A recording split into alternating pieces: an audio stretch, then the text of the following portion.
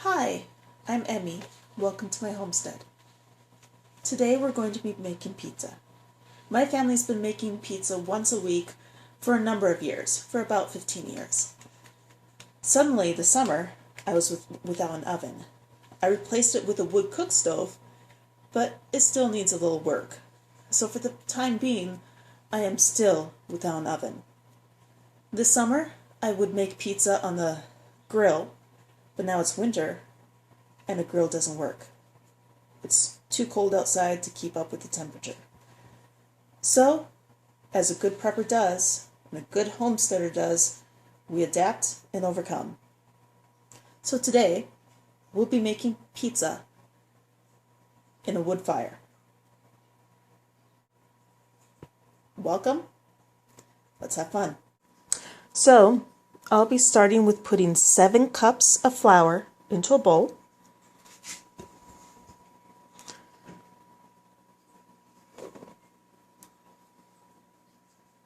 And there we have 7 cups. To that, I'll be adding 1 tablespoon of salt. I have 2.5 cups of room temperature water. And to that, I'll be adding some raw sugar. I like to use raw sugar or turbinado or honey most of the time.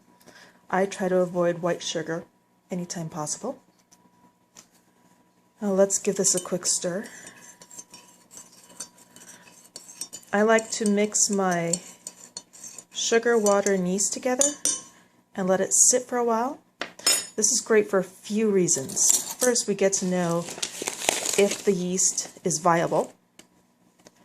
So we'll put in 2 tablespoons of yeast.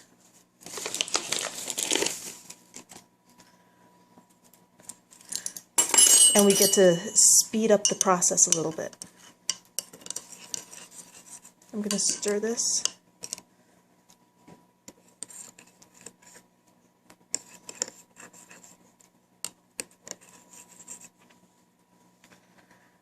So we're going to just let this sit, the yeast sit in this water for a little bit before we mix everything together. I try to do this all one-handed. Is mix the fluids, mix all the liquids into this flour mixture. So I have 2.5 cups of yeast and water and sweetener, and I have 4 tablespoons of olive oil. The olive oil helps with the elasticity of the dough, because you want a very elastic, for pizza dough, you want your dough to be very elastic. There's so many ways, different ways to make dough based off of the types of flour and all the other ingredients you put into the dough.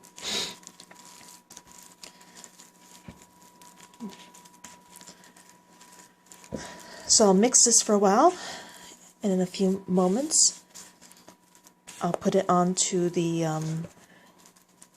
cutting block and finish kneading it there.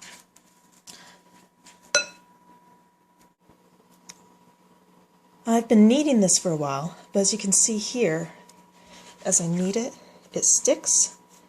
This is stickier dough than I want. So I will simply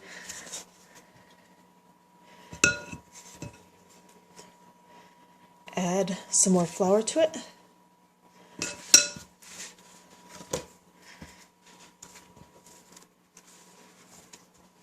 And keep kneading.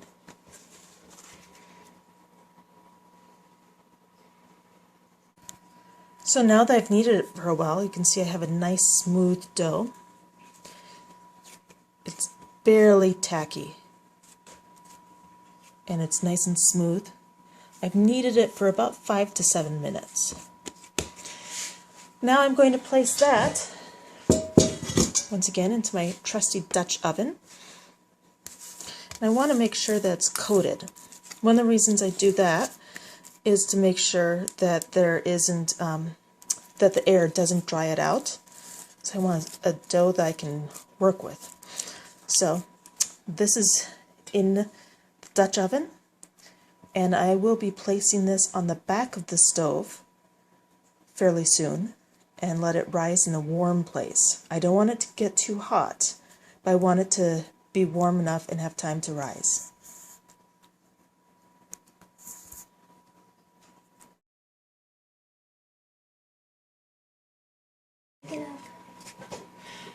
So the pizza has risen. The pizza dough has risen.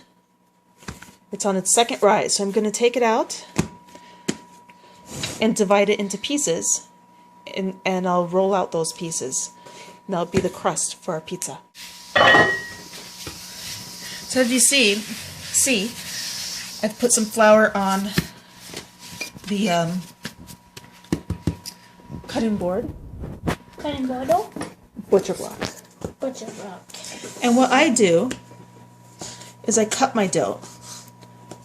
Why do I cut my dough? Because if I don't cut it, it can affect the elasticity of the dough. And I want a nice dough to use for pizza. I've separated it into 4 parts. And I'm going to make each part into a little ball. It's easier for me to work with. Can I touch the dough? As you can see. Yep. As you can see with my little butter. Okay. So I have some balls of dough, and then I'll take this. I'm just spreading it out with my hands right now. We'll work the dough a little bit. Don't worry, I won't be tossing it in the air. And now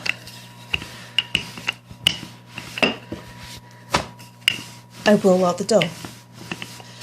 Now, because you can see the dough comes back in slightly as I roll it, it's a very elastic dough. But it takes a while. So you roll it out for a while, and then I'll turn it over again, roll it out some more, and between these, for a little while, we're just going to let it rest. So we'll let it rest for a minute until we're ready to put it in a pan. So here I have a cast iron skillet. It's hot, and I have some oil in the bottom of it.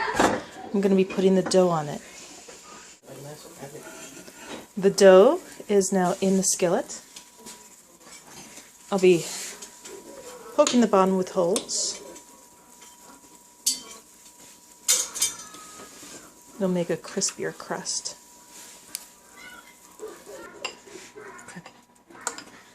I'm going to cover it with some spaghetti sauce.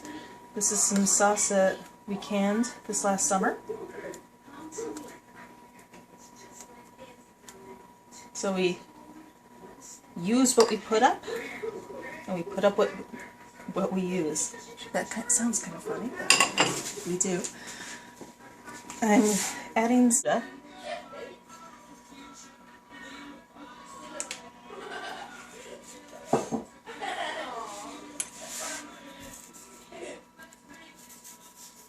Now on pizzas you can put anything.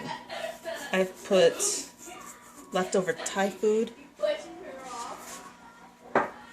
or just about anything else. This is now going to go into the hot fire on the coals. As you can see, I've let the coals burn down quite a bit.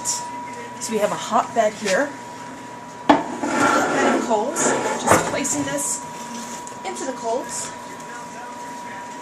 Open the pizza.